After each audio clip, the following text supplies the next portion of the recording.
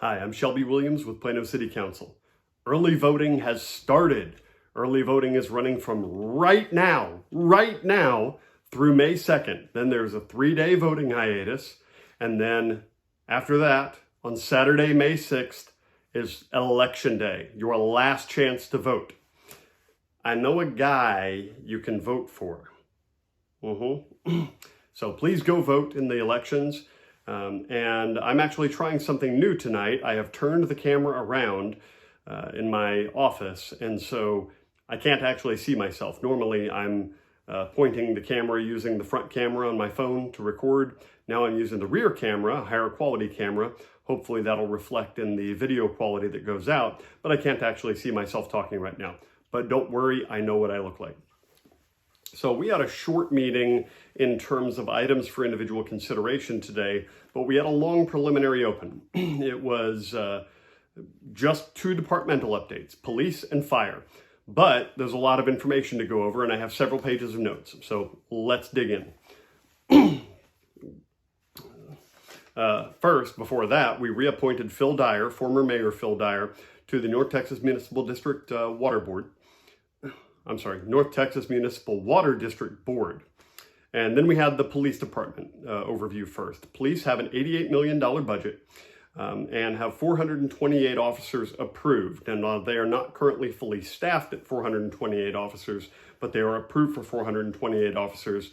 They recruit continuously, get recruits in through the police academy, and then post-academy on-the-job training, looking for chasing perpetually full staffing levels. Now, they staff the beat cops based on SSI, Standard Service Index.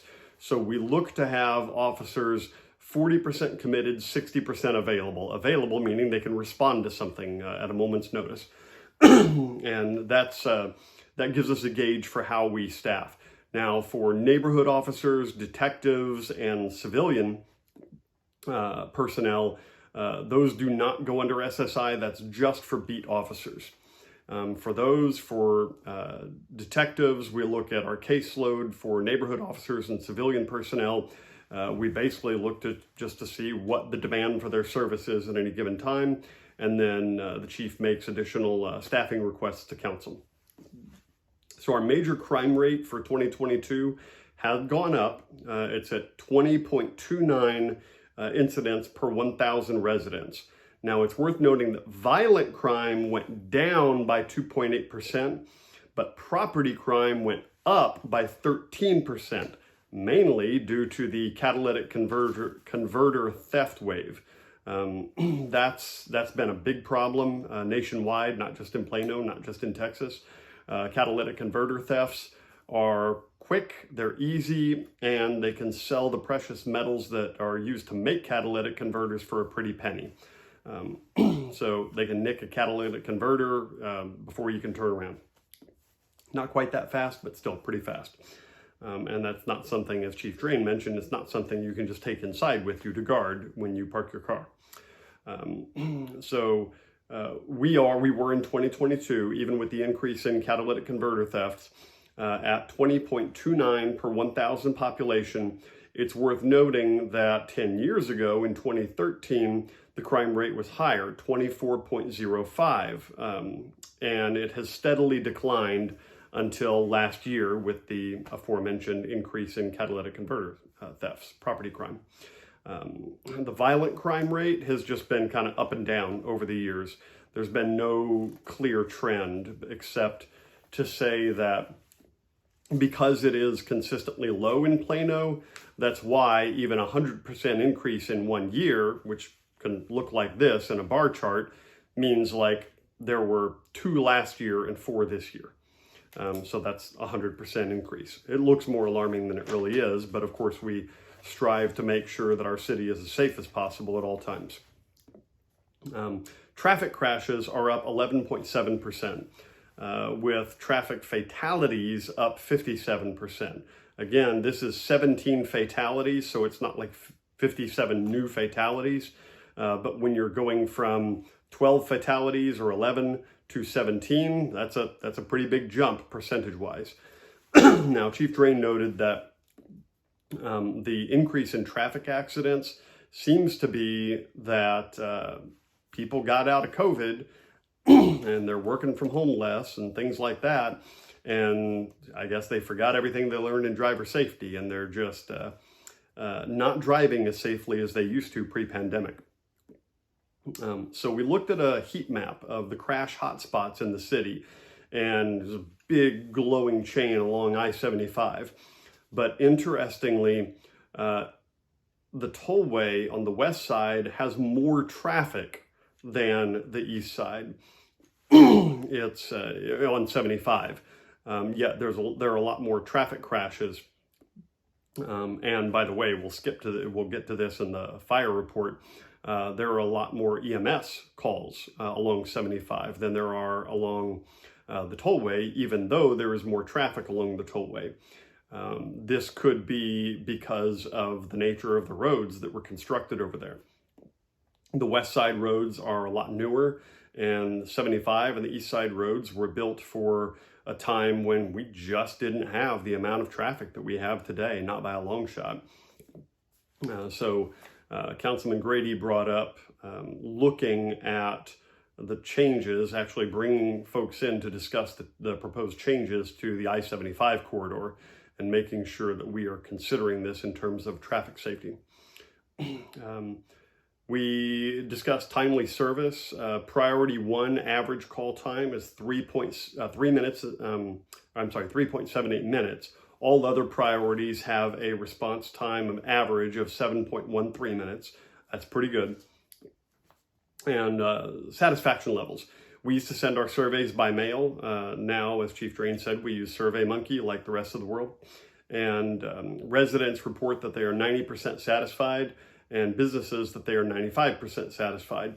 Now, we alternate surveys year by year. 1 year we'll send to residents, the next to businesses, back and forth like that. We talked about SROs. Of course, this is a big hot topic lately. School resource officers, SROs. We have 6 SROs in our senior highs, that's 2 per school. We have 6 in our high schools, that's 1 per school. And we have 11 in our middle schools. We do not have dedicated SROs in our elementary schools. Of course, we have a lot more elementary schools. There was discussion about this. We would have to have, I think the number was 38 SROs to provide dedicated coverage to our elementary schools. However, we do have beat officers making twice daily checks to each of our elementary schools in the city. And they feel that this provides adequate coverage. Plus, our elementary schools are locked down a lot tighter than elementary schools in other parts of the country. So, of course, I, like you, have seen the coverage of some of the school shootings in elementary schools. And as a father of elementary school age children in Plano ISD, I can tell you that our security is pretty tight. And we, in the city of Plano, we also have a sliver of the Frisco Independent School District. And there we have 1 school resource officer in the middle school and 1 in the elementary school there. Now, we do have training through the National Association of SROs. That's 40 hours of training per year with, or I think for that program, it's 40 hours of training with an additional 24 hours of training for the advanced option. And SROs get active shooter training twice every year, as well as mental health training. Now, the neighborhood police officer program, this covers areas like Legacy West, residential neighborhoods, downtown Plano, etc. That's manned by 3 sergeants and 27 officers. We are increasing the number of our beats across the entire city from 25 to 27. So a beat is just a refined geographic area where officers are responsible for patrolling. Of course, sometimes calls for service send them across lines, but they work generally within their beats. We're increasing that from 25 to 27 to provide a little bit better coverage.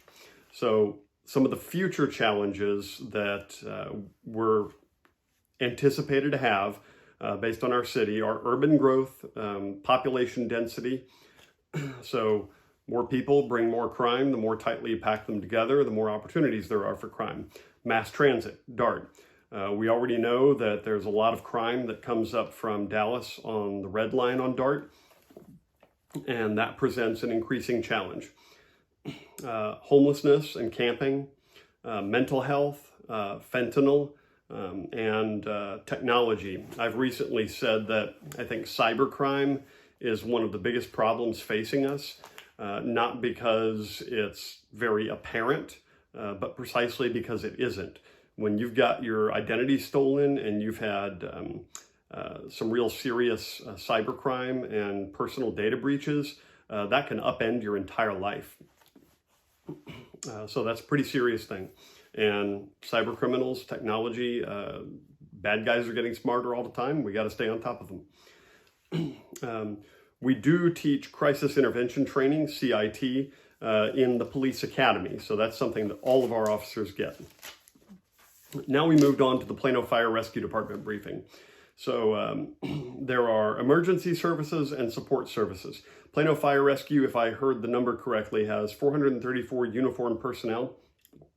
Now, emergency services are things such as fire, EMS, tech rescue services, WMD and hazmat, and other things. Now, I did go on a fire department ride-along just this past Friday.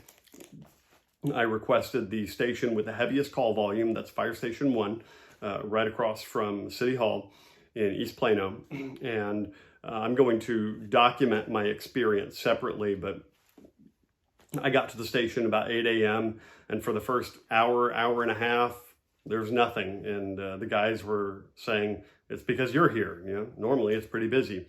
But then, sure enough, it picked up, and I don't honestly know why we bothered to even pull back in the station, because literally at least 5 times we pulled back into the station, and then within a minute or two, there was a new call. We were right back in the engine, right back in the truck, and out we go again.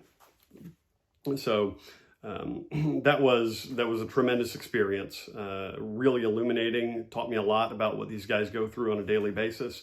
And I was with them all day until 7:30 p.m.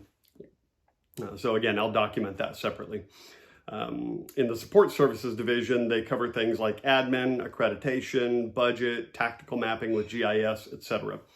Now, it's worth noting Plano Fire Rescue is highly accredited, accredited out the wazoo. That is the technical term. Now, they took nearly just under 33,000 calls last year, for frame of reference, 21,000 10 years ago in 2012. Now, in 2021 and 2022, a good chunk of those calls were related to the freezes that we had.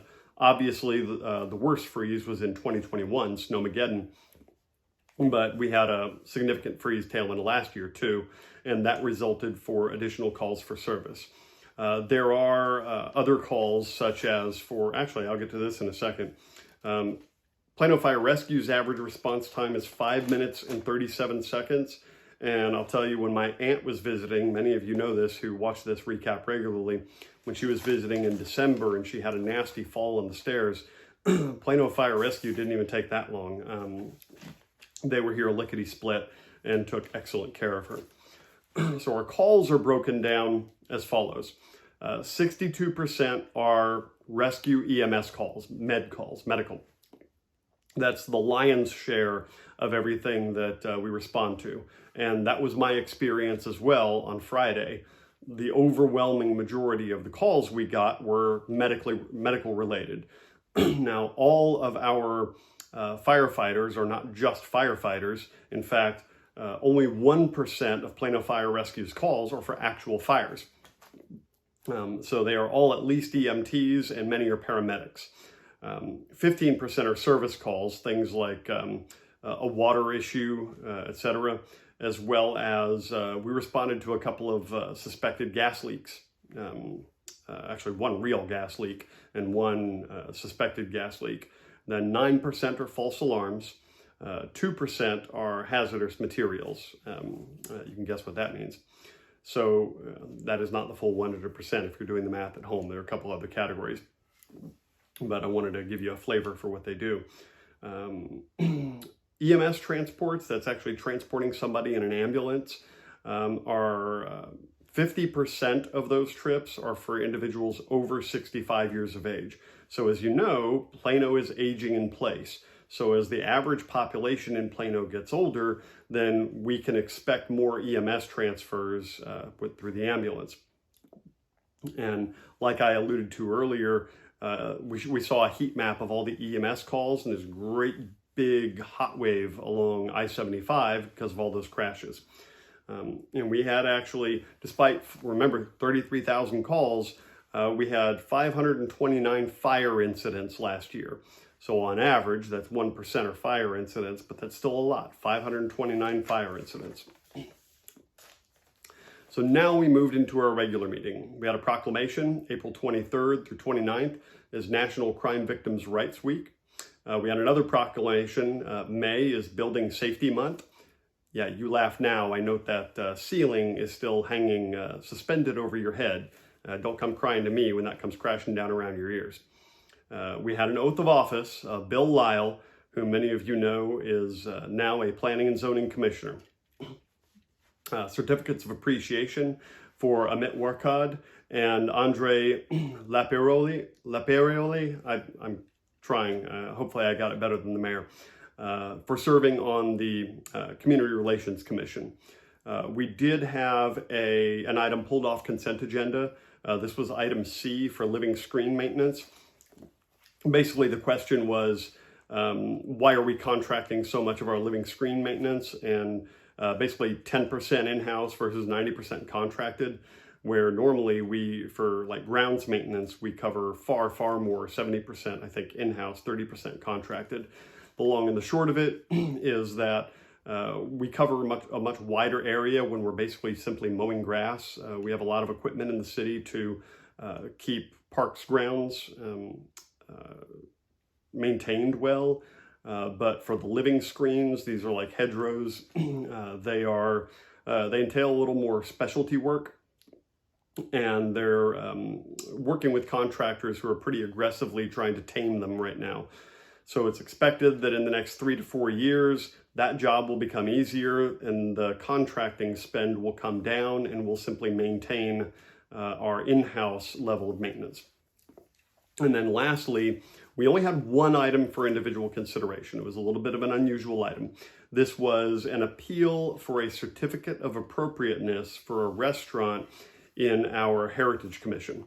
So McNeil's Restaurant in downtown Plano is in the historic district. So in the past several years, we've adopted standards for our historic district because we're trying to reclaim and preserve the historic nature of downtown Plano.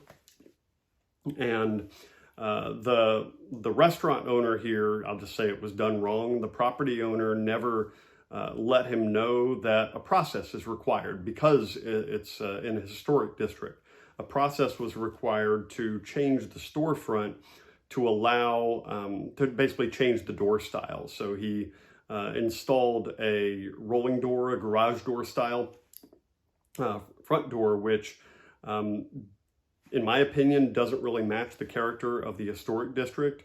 Neither did the Heritage Commission, by the way. They denied this request. By the way, it was a retroactive request. He had already changed the door and then found out, oh, hey, you're supposed to get that approved first by the Heritage Commission.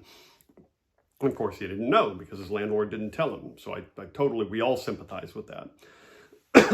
So then he goes through this process of trying to get a retroactive certificate of appropriateness. The Heritage Commission denied it unanimously, 7-0, because it didn't fit any of our criteria. So, but again, it bears mentioning that he was done wrong by not being told by the landlord, who is the one who actually gets the mail and is responsible for all this stuff in advance. But the garage door didn't fit the criteria that the Heritage Commission applied, and it didn't, when it's closed, the garage door style thing, it's pretty wide. When it's closed, I don't think it fits the character of the Heritage District.